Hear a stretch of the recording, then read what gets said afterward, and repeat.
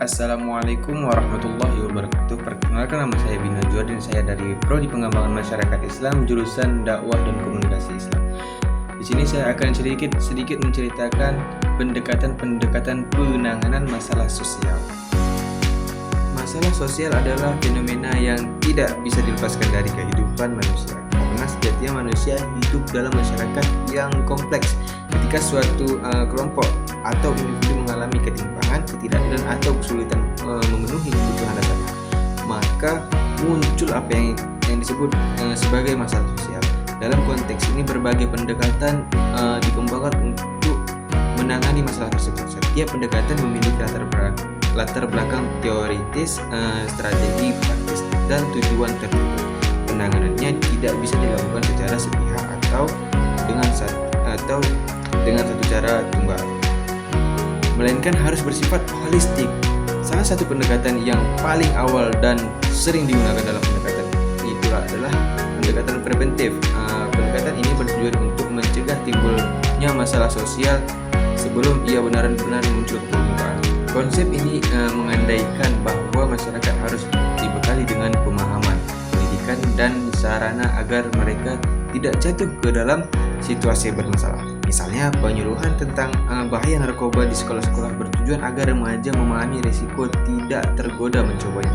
Ini adalah langkah awal yang penting, karena ketika masalah telah muncul, penanganannya akan lebih sulit, kompleks, dan mahal.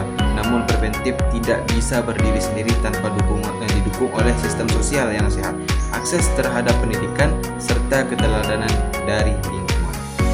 Di sisi lain, ketika masalah sudah terjadi dan tidak bisa dicegah, maka dibutuhkan pendekatan kuratif. Pendekatan ini bersifat reaktif, artinya bertujuan untuk mengobati atau memperbaiki kondisi sosial yang terganggu.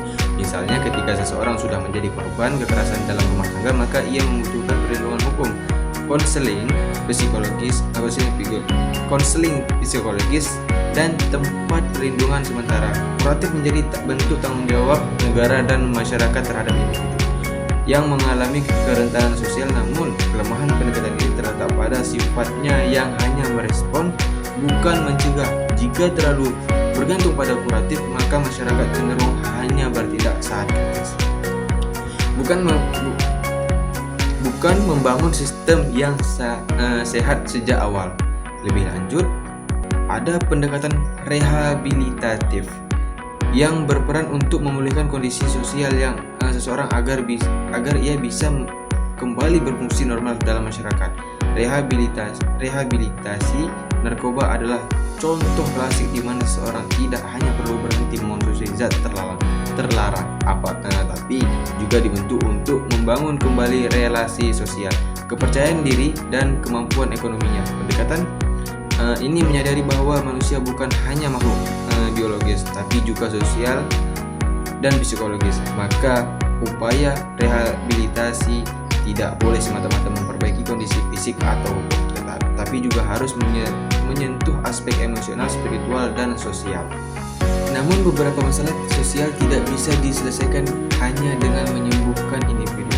Ada kalanya akar masalah terletak pada struktur sosial yang timpang.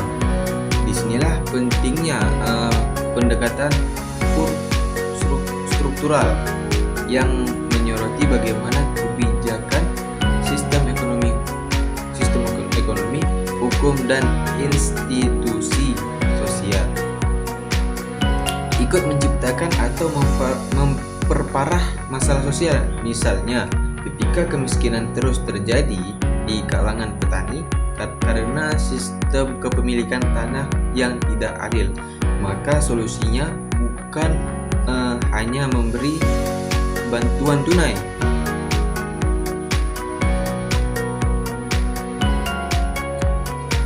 melainkan mendorong reformasi agraria. Pendekatan struktural menuntut adanya perubahan sistemik dan keberpihakan kebijakan pada kelompok rentan yang juga bersifat politis, karena seringkali berbenturan dengan kepentingan elit atau kekuasaan dominan. Tak kalah penting adalah pendekatan kultural yang melihat bahwa masalah sosial bisa muncul karena adanya benturan atau perubahan nilai dan norma.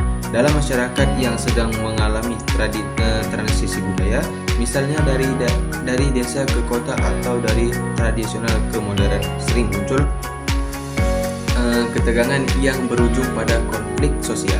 Pendekatan ini tidak menolak modernisasi, tetapi menekankan bahwa prosesnya harus mempertimbangkan akar budaya masyarakat. Misalnya program pembangunan tidak bisa dipaksakan begitu saja tanpa dialog dengan masyarakat lokal, karena bisa dianggap merusak nilai-nilai mereka. Pendekatan kultural sangat berguna dalam konteks Indonesia yang menjemuk, di mana budaya lokal memiliki peran penting dalam menjaga harmoni sosial. Akhirnya, semua pendekatan ini perlu dipahami bukan sebagai metode yang berdiri sendiri-sendiri, tetapi sebagai elemen yang bisa saling melengkapi. Tantangan terbesar dalam penanganan masalah sosial adalah bagaimana menyatukan berbagai pendekatan ini dalam satu kerangka kerja yang terkoordinasi, partisipatif dan berkelanjutan. Masyarakat yang adil dan sejahtera hanya bisa dibangun melalui sinergi antara pemerintah, masyarakat, akademisi, dan sektor swasta dengan pendekatan yang tepat sesuai konteks dan kebutuhan. Sekian dari saya, Bina Jodin.